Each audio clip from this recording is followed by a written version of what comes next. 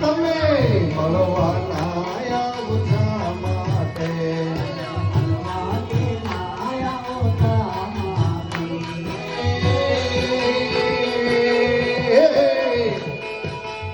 નહીં આવો તો નંદજી આન મળવા આવી જાઓ સુંદર વર્ષા